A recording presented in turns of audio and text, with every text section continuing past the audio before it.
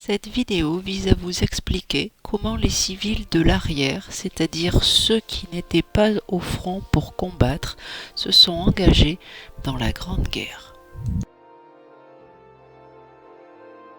Au total, en France, 40% des hommes ont été mobilisés au front. Ce sont donc les femmes, les jeunes et les personnes âgées qui vont les remplacer pour faire fonctionner la société.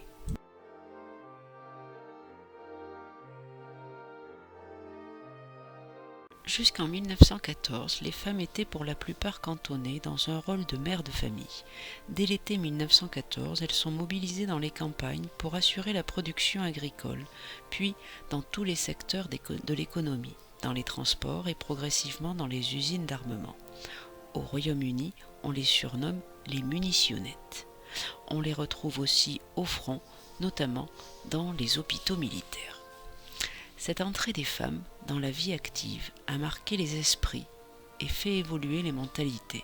Désormais, les femmes qui ont su remplacer les hommes vont désirer être davantage traitées sur un pied d'égalité. Comment les États mettent en place une véritable économie de guerre ? La production d'armes devient au fur et à mesure que la guerre se prolonge une préoccupation essentielle pour tous les pays belligérants. Aussi s'organise progressivement une véritable économie de guerre. Les gouvernements votent les budgets, les états-majors militaires déterminent les besoins et ce sont les industriels comme Renault ou Citroën qui exécutent les commandes. Dans les usines, pour faire face aux demandes, la durée légale du travail passe de 12 à 14 heures par jour, 6 jours sur 7, et le travail de nuit est généralisé. On peut même parler de travail forcé avec ce décret sur le refus du travail qui date de 1917.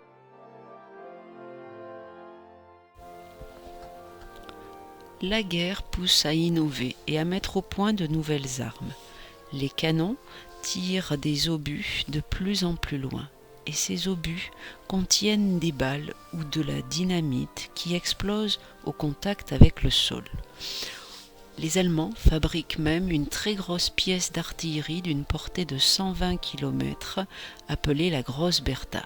Ils l'utilisent par exemple pour bombarder Paris en août 1918. On produit aussi des gaz de combat et pour s'en protéger, des masques dont on équipe les soldats. Puis, à partir de 1916, on produit des chars qui finissent par être déterminants dans la reprise de la guerre de mouvement au printemps 1918. Enfin, la guerre prend une nouvelle dimension avec l'aviation qui de reconnaissance devient progressivement une aviation de combat. De même, les sous-marins qui engagent les belligérants dans une guerre navale car le camp de l'entente est ravitaillé par les États-Unis et les sous-marins allemands cherchent à rompre les relations vitales entre les alliés. Mais produire des armes comme des uniformes ou ravitailler en nourriture le front exige des fonds importants. C'est d'abord par l'impôt que les États financent la guerre. Puis, ils font appel aux banques et à l'épargne populaire. En effet, contre une promesse d'intérêt versé après-guerre, les peuples confient leur argent ou leur or. De nombreuses affiches les y incitent d'ailleurs. Bien sûr, tous ces efforts doivent être consentis par la population et les États pour que les civils gardent le moral contrôlent donc l'information. La propagande est omniprésente, elle montre l'ennemi sous de vilains traits et élève au rang de martyrs les populations des départements du Nord et de l'Est, occupés par les Allemands. Elle exalte aussi la victoire. Les courriers sont censurés, car les soldats ne doivent transmettre aucune information militaire qui pourrait être captée par des espions ennemis. Quant à la presse, elle est pareillement censurée et ne doit diffuser que des nouvelles positives, voire mensongères, pour ne pas désespérer de l'issue de la guerre. On peut lire par exemple dans l'Intransigeant de 1914 « Les balles allemandes ne sont pas dangereuses ». Pour terminer, les civils endurent aussi d'autres souffrances. Le quotidien est marqué par les restrictions, car l'État instaure le rationnement. Dans les villes notamment, on ne mange pas toujours à sa faim.